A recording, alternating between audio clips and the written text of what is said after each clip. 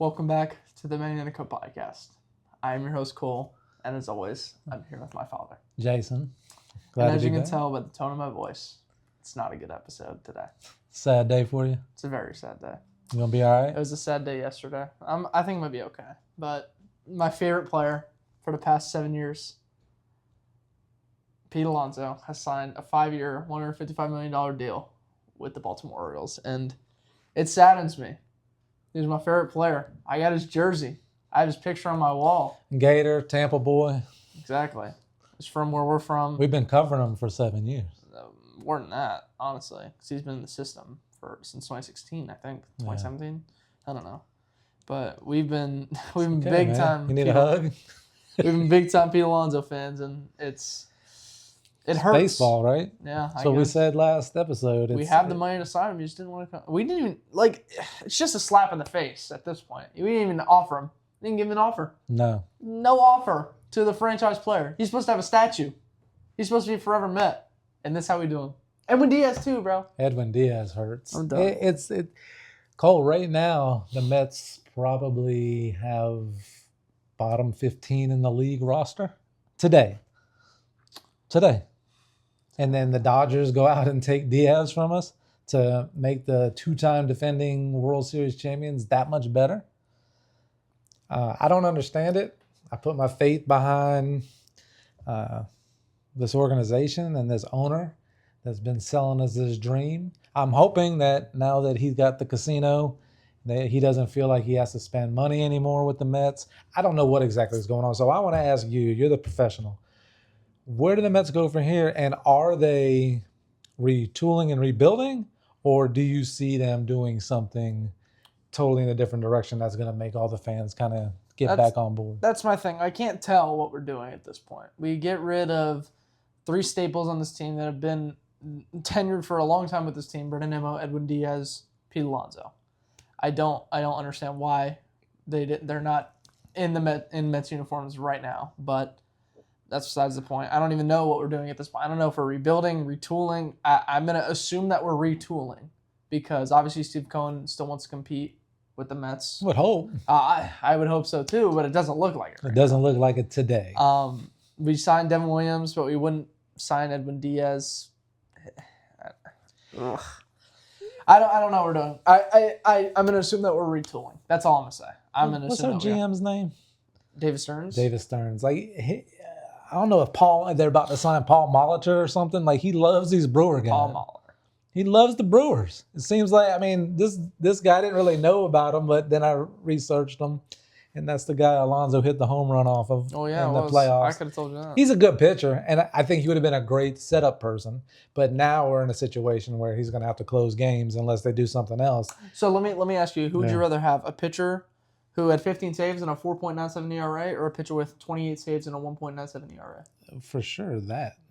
But Edwin Diaz is arguably the best closer in the game. So why is he not in the Mets? When you talk about how many home runs have been hit in the last, decade, not decade, let's just say the last 5 years, it's going to be Shohei, Aaron Judge, Schwarber, and Pete Alonso, right? Am I missing? No.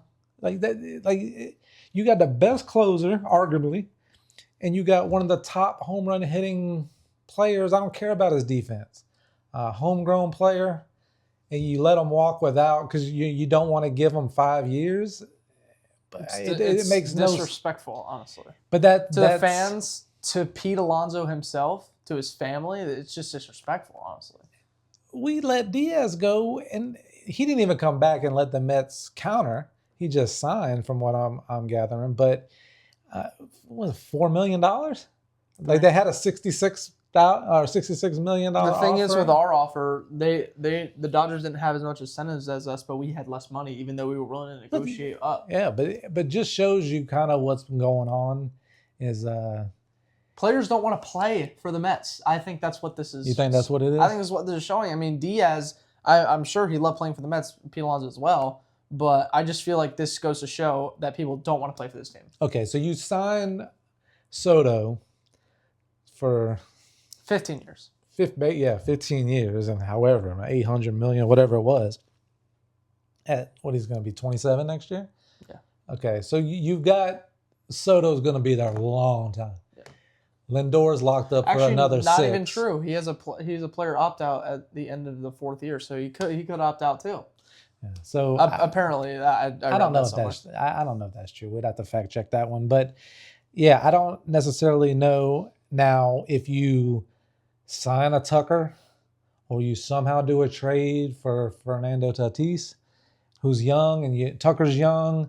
One of those two guys to go along with the outfield, young talent. I don't know what they're doing. We thought they had a lot of money before Diaz and Pete walked. Now you got a lot of money. Yeah. So what exactly what do you think they're gonna do? You got to put it somewhere. I mean, you got to pick up a big name. You got to pick up a guy like Bellinger. I tell you what's not gonna work. Fromber, anything. Goldschmidt and McNeil platooning at first base. If that is what we're doing, come on, I can't get on board with that. It's terrible. That's probably the worst thing I heard out of everything. McNeil and Goldschmidt, not even a Vientos at first. I definitely see them in a situation where they're going to let the young kids come up and play. 100%. But you've got to put something with them. So now Stearns has made it harder on himself. And the scrutiny is going to be out against them. Like, they're not going to have a fan fest this year. No, you can't have fan fest this year. There's no way. And that's part of why Pete came back, because they saw how the fans, they want. Listen, Met fans are gonna go crazy, and I don't think this guy's gonna be our GM. Now I'm rooting for him. I'm seeing it everywhere. Fire Stearns. It's like a trend. That's what he brought upon himself. When you let the franchise player go like Pete, Pete is one of the reasons we go to the ballpark. You know what I mean? Diaz is one of the reasons you go to the ballpark. Interest music. Nemo, not so much, but he's a fan guy. He threw him in the ball. He's a good guy. I don't understand what they're doing. McNeil and a platoon of anybody is not the answer. I heard something today. Do you think, and I heard a very interesting proposal of a trade, do you think that it's Lindor is on the table? No, I don't know. I mean, if if Lindor's out, I don't even know what I'd say at that point. Like, it's just that's not on the table. But that's just what it's looking like at this moment. I don't think it's looking like that at all. I think if Lindor leaves, the whole landscape of this franchise is in shambles. Yeah, Lindor is the next by 10 far years. our captain of the team, whether Pete was there or not. I mean, for sure he is now. He's the leader. But the trade that was, let me tell you the trade that was proposed. You'll know the player. I don't know his name. The outfielder for the Dodgers who got benched in the World Series, but he made that awesome catch in center field. He's a center fielder. He's a young 26-year-old outfielder that because he's ended up getting benched In Game 7? Yeah, he made that catch? He made that nice catch. In the 9th inning? Yeah. Pages? Okay. Andy Pages? So him, one of the Dodgers pitchers, and I forget the name that they threw out, but he was a front end of the starter, and Freddie Freeman for Lindor. Now, Dodger fans probably jump all over that. Because I don't know about that. But then the other side of it is if the Mets did something like that, and that's why I feel like they're probably having discussions, because they're having discussions to get schemes. They're having all these at school, but they're having all these discussions.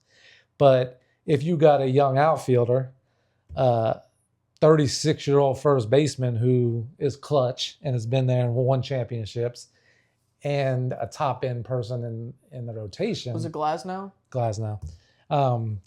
Do you make that trade if you're the Mets? Because you're obviously we say retooling, and that's kind of retooling, but you got to do something here, and you got to make a splash. And then it brings up what we talked about last episode about Soto and Lindor. Then I don't think that's the issue, and I think Lindor is going to show up and be a professional and do his job and be the leader that he is. But I don't put anything past of what may happen, because I did not see this coming. Sitting here today before Christmas, and the Mets have Lindor and Soto.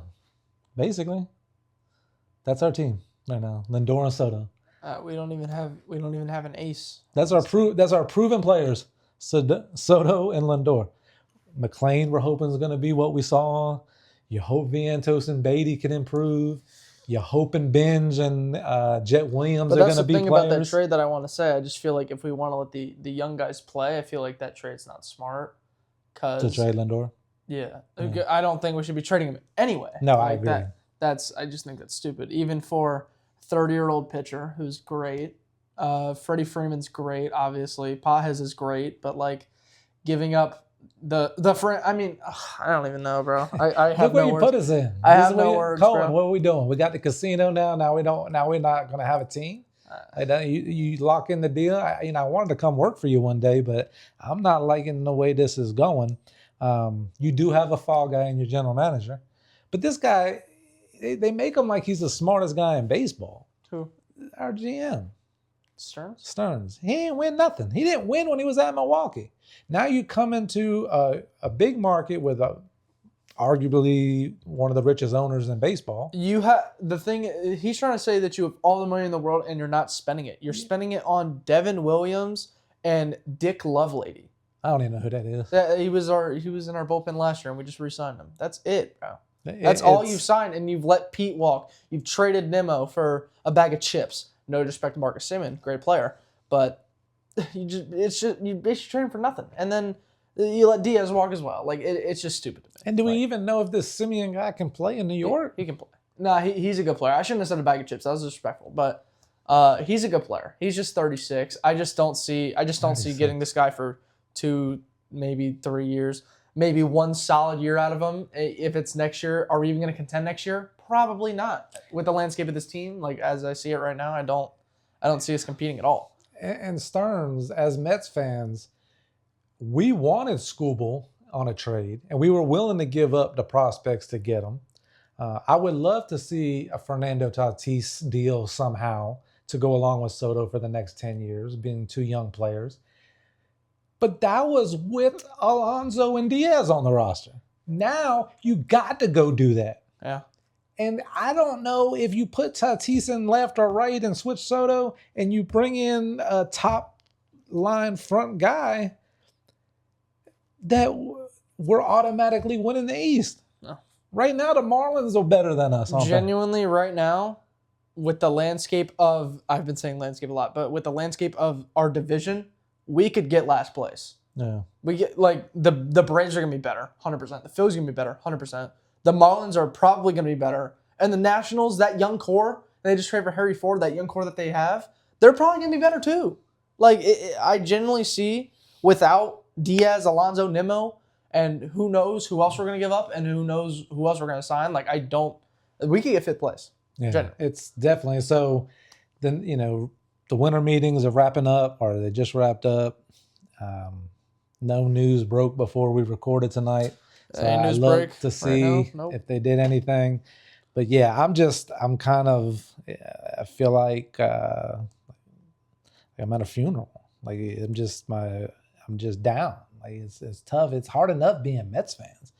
But then they do stuff like this. This is one thing if you don't win. Now I will say this. Everything that we've mentioned, right? Nimmo, Diaz, Pete, cornerstones of the team, like the heart and soul, blah, blah, blah. They didn't win. We didn't win with them. So there's part of me is like, okay, I'm for it. It's sad, but I understand it's a business. But at the same time, you got to give me something to feel good about. And now, even if I wake up tomorrow and we traded for Skubal, right? Is that how I say it? Right? Skubal, yeah. Skubal. If we traded for him, it's not like I'm feeling like we're back in it. We just means we got the best pitcher and maybe the best starting pitcher in baseball. Yeah. That's all that means. That means 1 out of every 5 days you can probably put down that your 80% chance of winning. Yeah. Outside of that, so I don't know, man. And I don't, obviously I've said I don't like breaking up the core at all, but like you said, besides 2022 where we won 100 games, we got bounced in the first round by the Padres. 2024, we went to LCS.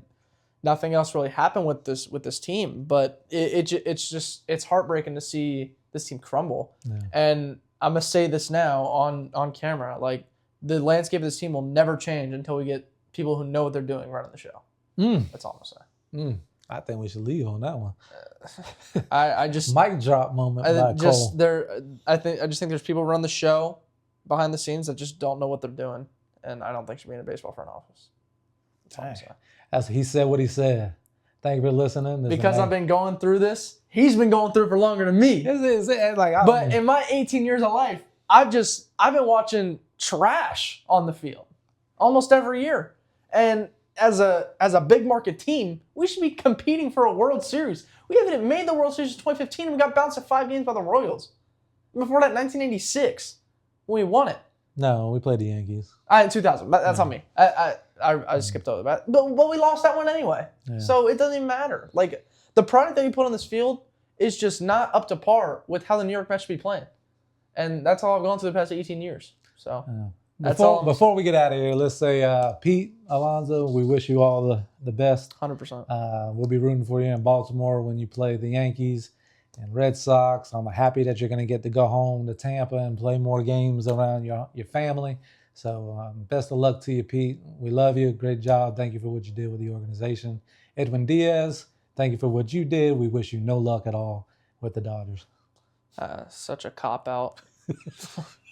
That's just, oh my God. No, and I'm going to say this, I'm going to end off on this. 100% going to be an MLB lockout if the Dodgers keep doing this. If the Dodgers keep signing these elite players, there's going to be a lockout. Yeah. I just think maybe as early as 2027. There's going to be a season played next year, but 2027, lockout. That's it. Cole predicted it. Any last words? I love you, Pete. Give me a hug, man. I love you, Pete. Always will. My favorite player.